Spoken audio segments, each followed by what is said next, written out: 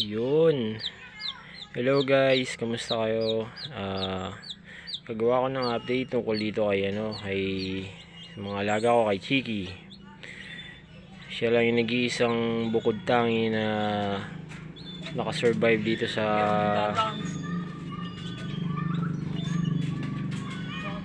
incubator natin na DIY. Ayun. So ito, nakita nyo naman, umiinom na siya, kumakain na siya. Ba't ganun nag-blurred? Pasensya na kayo sa camera ko kasi basic phone lang gamit natin eh.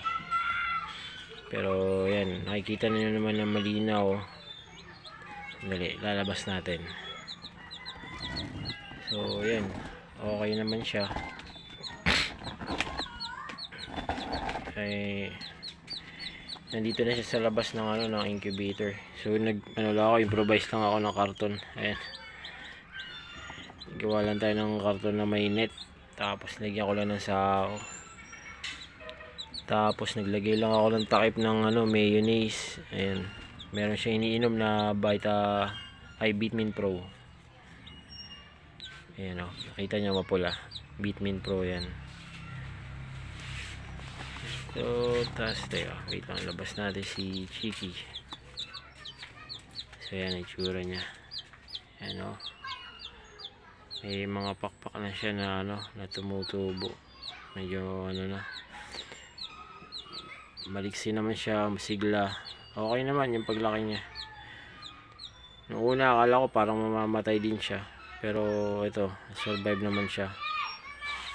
Wala siyang vaccine guys, hindi ko siya binaksin.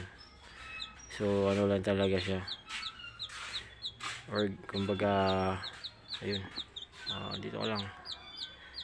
Ayan So color sexing sigurado babae ito, kasi kapag brown babae, kapag puti lalaki. Ganyan kasi ang ang brown neck. Brown neck kasi ang parents niya is Rhode Island Red saka Rhode Island White. Crossbreed yung dalawang Rhode Island na yan. Pero yung mother nila is brown neck na. Tapos yung parents naman, yung father naman, yung rooster na ginamit is dark mahogany na Rhode Island. Yan. So base sa mga research, ganun pa rin daw, color sexing pa din pag ganyan, may brown babae, kapag pure na white lalaki. Same lang. Although hindi na siya pure na brown neck, kasi brown neck na yung parents niya, tapos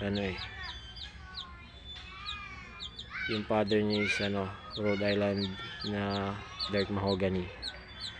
Okay, balikan na dun.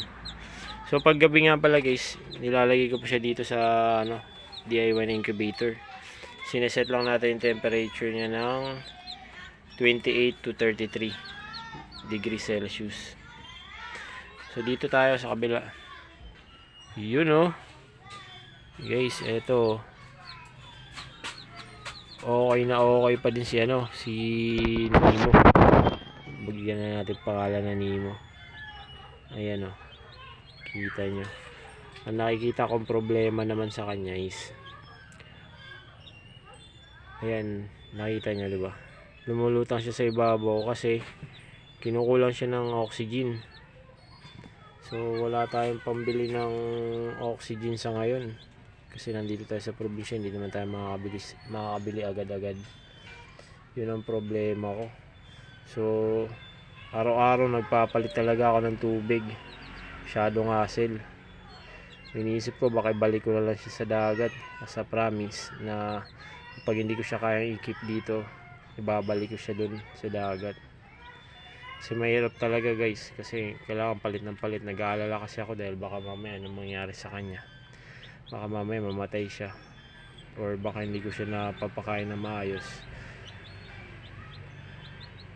Kasi hindi naman ako nagbibigay ng feed sa kanya eh. Umaasa lang siya dyan, oh. Yung sa lumot na yan, oh. Ayan, parang ano siya eh, parang seaweed siya. Ayan. Papansin ko kapag bagong palit ng tubig, nasa ilalim siya. Pero kapag mga ilang oras na, umaangat siya sa ibabaw kasi walang oxygen. Tapos parang nangangamoy na tong kinakain niya na to. Ito, yung seaweed niya, nangangamoy. Amoy ano siya, amoy mabantot. Amoy dagat siya na may amoy mabantot. Baka siguro kaya nakinakapos ng oxygen dahil baka parang patay na to. Tapos nakocontaminate na yung tubig. Kaya yan, ang resulta, nawawala ng oxygen sa ilalim. Kaya ito si Nemo, angat lagi, oh. Baka mamayang hapon balik ko na lang siya guys sa dagat kasi sayang, kawawa naman kung mamamatay lang siya. So ayoko naman yung gawin, ayoko antayin na mamatay siya sa akin. Mamaya pag nagpakain ako ng baboy sa tabing dagat, babalik ko na siya dun. So babalik na kita sa dagat, Nemo, kasi hindi kita kaya keep dito eh. Sayang, pero mas sayang kung mamamatay dahil lang sa pagiging selfish natin.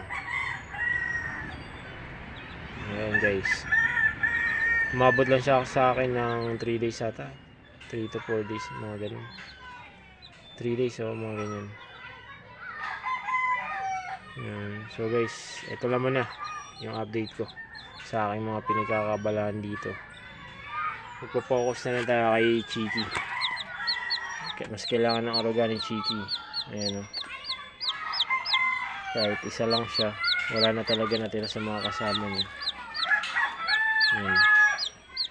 So yun guys, thank you ulit sa panonood. Abangan nyo yung next video ko. Gagawa ko ng update tungkol sa solar or di kaya sa aking munting farm. Thank you, bye bye.